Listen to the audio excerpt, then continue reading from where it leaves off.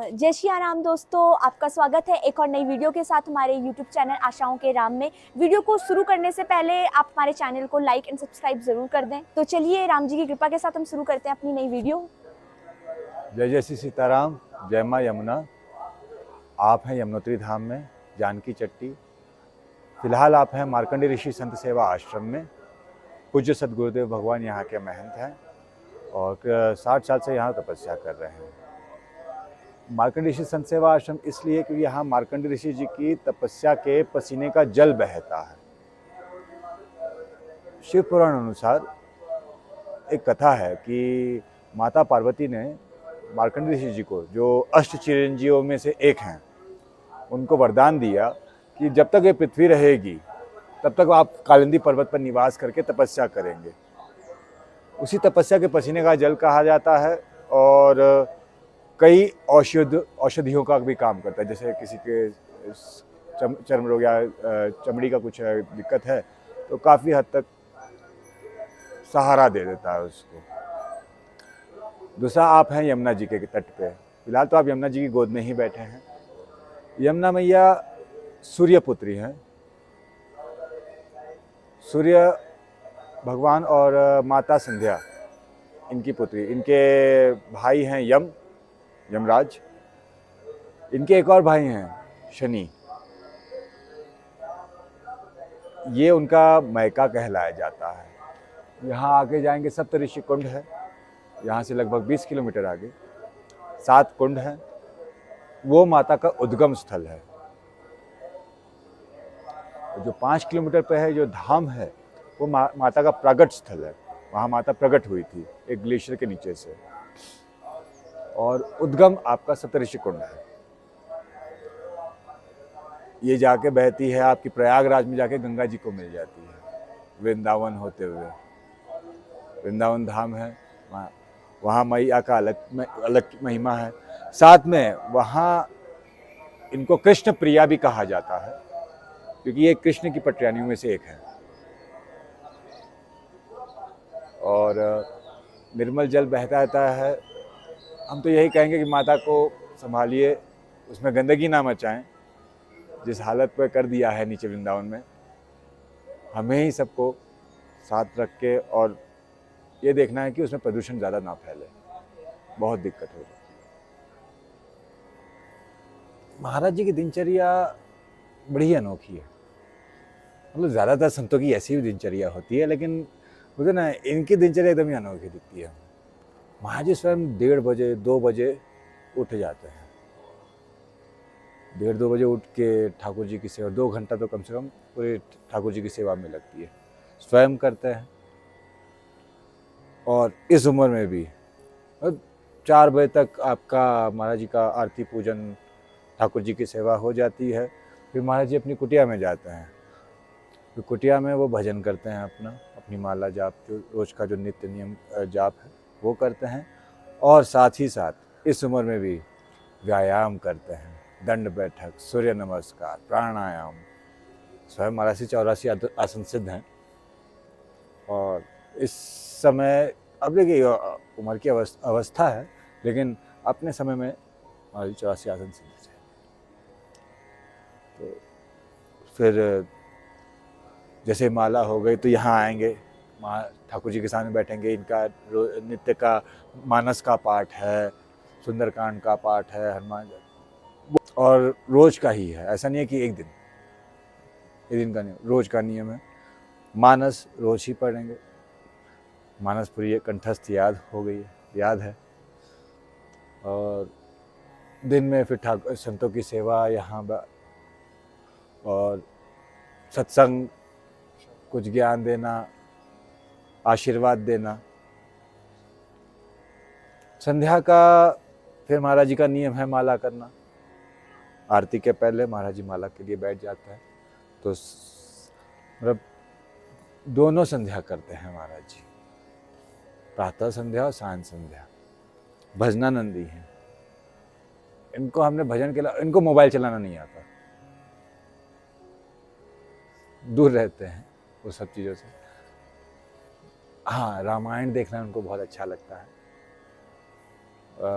महाभारत जो पुराने सीरियल आते थे टीवी पे, वो इनको बड़ा अच्छा लगता है देखना। बहुत सारे ग्रंथों का ज्ञान रखते हैं, बहुत सारे पुराणों का ज्ञान रखते हैं, बहुत सारी कथाओं का ज्ञान रखते हैं। इनके सानिध्य में बैठ के कई चीज़ों का अलग अलग नज़रिया, अलग अलग ज्ञान मिला। बहुत सारी चीज़ें थी जो नहीं जानते थे, सदगुरुदेव भगवान के आशीर्वाद से वो सब स्वयं ही उन्होंने दिया।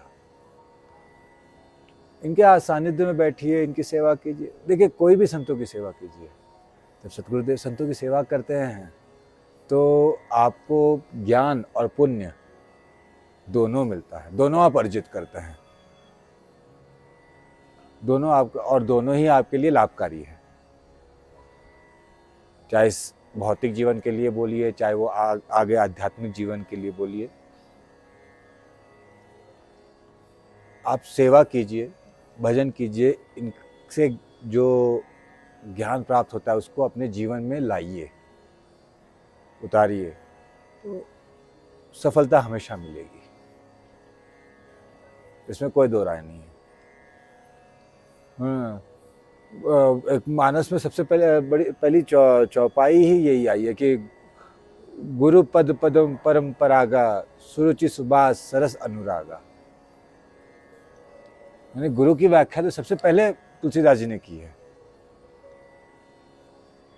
गुरु से बड़ा तो कोई नहीं है। तो गुरु जिसे आप बनाते हो, आपका गुरु कभी अहित नहीं सोचेगा। आपको कुछ भी लगे लेकिन वो आपके कभी अहित नहीं सोचेगा। उनकी बातें, उनका ज्ञान, उनकी शिक्षा हमेशा अपने जीवन में रखिए, और इससे ही आपको क्या बोलते हैं ना, राम जी का स्नेह आपको इसी से प्राप्त होगा। क्योंकि स्वयं राम जी अपने गुरुओं की बहुत सेवा करते थे, बड़ा सम्मान करते थे।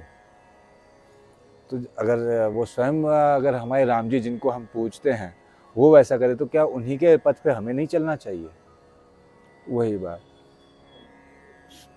आप सीधी बात है कि आप जीवन में जो भी कर्म करें, चाहे कोई भी कर्म कर रहे हो, वो कर्म में करने से पहले ये ज़रूर देखें कि क्या वो कर्म मेरे राम जी भी कर सकते थे। अगर वो कर सकते थे तो आप भी कर सकते हैं। अगर वो उनके लिए वो सही नहीं है, या फिर वो राम जी का रास्ता नहीं है, तो वो आपका रास्ता भी नहीं होना चाहिए।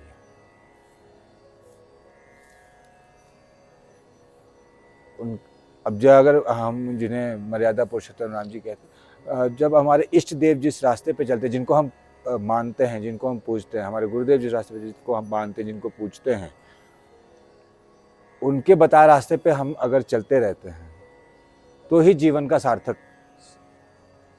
सार्थकता में आएगी। वरना तो मनुष्य जीता ही है, मरता ही है। बोलते अहो भाग्य मानस तनु पावा, को कई करत बड़ा हुआ ही शाखा। तो बड़े भाग्य का ये मनुष्य तीनों। इसमें इस चौपाई का कई अर्थ हैं। एक अर्थ ये भी कि बड़े भाग्य से मनुष्य का तन मिला है। आप इसको क्या उपयोग में लाते हो, वो बहुत बड़ी बात है। कैसा उपयोग कर रहे हो इसको, गलत उपयोग कर रहे हो इसका सही उपयोग कर रहे हो, और इसके साथ क्या कर रहे हो, दोनों ही चीज़ है। जैसे हमारे सदगुरुदेव भगवान सुबह उठ के स्वयं व्यायाम करते, प्राणायाम करते हैं, तो उन्होंने अपने शरीर को उस तरह से साधना करके बनाया है। तभी तो आज 106 की उम्र में भी वो आज स्वयं अपना, अगर हम बोले तो हम इनके चरणों में हैं। क्या बोलते हैं कि मैं इनके अधीन हूँ, ये किसी के अधीन नहीं है। अगर बोलना चाहो तो प्रसाद बना के भी स्वयं पवा देते हैं, बड़ी बात है। तो इस समय वो इनके लिए कोई बड़ी बात नहीं है कि कुछ करना। ये तो हम जबरदस्ती के करना चाह रहे हैं। होना स्वयं राम जी को कोई इच्छा किसी की जरूरत है ना। लेकिन बोलते ना कि एक, जब आपने अपने आप को पूर्ण समर्पण दिया, हमें तो हमारा शरीर ही दान कर दिया चरणों में, तो फिर अब क्या सोचना। और जब शरीर दान किया मतलब आपने सर्वस्व अपना दान किया। आपने अपना तन मन, आपको ये ज़रूर सोचना चाहिए कि जो आप कर रहे हैं, जो आप जीवन में आप आए हैं, या फिर जो आप जिस भेष में, ज़रूरी नहीं कि साधु भेष में, जिस भेष में भी हों आप, ये ध्यान रखें कि आपके कर्म, ये जो बोलते हैं ना, ये कलयुग है, इसको कर्म युग भी कहा जाता है। आपके कर्मों पे ही सब कुछ निर्भर है। आप अपने देह से, अपने तन से क्या कर्म करवाते हैं। तो अपने इस जीवन को सार्थक बनाने के लिए इस देह का, इस जो आपको जो मनुष्य रूप मिला है, उसका सदुपयोग करें। उसको ऐसा उपयोग करें जो आपके साथ मानव कल्याण भी करे, और मानव कल्याण करेंगे तो आपका कल्याण अपने आप ही होगा। और सेवा करें, सेवा से बड़ा कोई भजन नहीं है। मतलब माला फेरत जो गया, मिटाना मन का फेर, सेवा से बड़ा कोई। महाराज जी हमारे महाराज थे, लेकिन उन्होंने सेवा की है संतों की इतने सारे। सिर्फ संतों की नहीं, कोई भी आया यहाँ आते हैं, गांव खेड़े के दीदू के दाम्पत्य आते हैं, बुढ़े कि महाराज जी आसन लगाए। बोले आसन क्यों, उनको प्रसाद भी क्यों ना दिया जाए। सबके लिए महाराज ने यही किया। स्वयं फलारी रहे, स्वयं 70 साल से फलारी हैं, सबको अन्न पवाया। सदगुरुदेव भगवान की तपस्या, उनकी साधना, उसी का फल है कि जो आज इस स्थान पे संतों की सेवा होती है। चाहे कोई भी आए, उनकी सेवा होती है।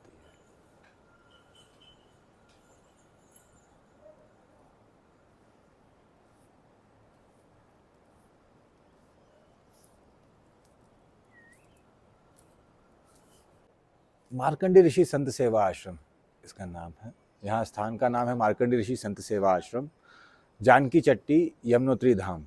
बस स्टैंड से 500 मीटर ऊपर जो नया मार्ग कटा है, गढ़वाल मंडल के सामने, यमुना के किनारे। संतों की सेवा हमेशा से होती आई है। जब से सदगुरुदेव भगवान यहाँ तपस्या कर रहे हैं, तब से सेवा होती आई है, और आगे चल के भी सेवा होती रहेगी।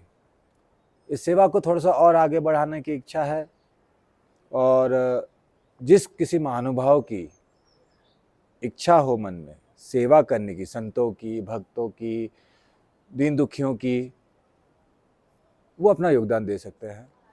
जय सिया राम। आप लोग को हमारा वीडियो कैसा लगा? आप प्लीज़ हमें कमेंट एंड लाइक करके बताइएगा कि आप लोग को कैसा लगा, और इसी तरह हम आपको आगे भी संतों के दर्शन करवाते रहेंगे। इसके लिए प्लीज़ आप हमारे चैनल को लाइक एंड सब्सक्राइब कीजिए। हमारे चैनल का नाम है आशाओं के राम, और आप अपना ढेर सारा प्यार हमें दीजिए, ढेर सारा आशीर्वाद दीजिए, ताकि हमारा चैनल के माध्यम से सभी लोगों में, पूरे वर्ल्ड में हमारे सनातन धर्म के बारे में और ऐसे साधु संतों के आपको दर्शन होते रहे। जय सिया राम।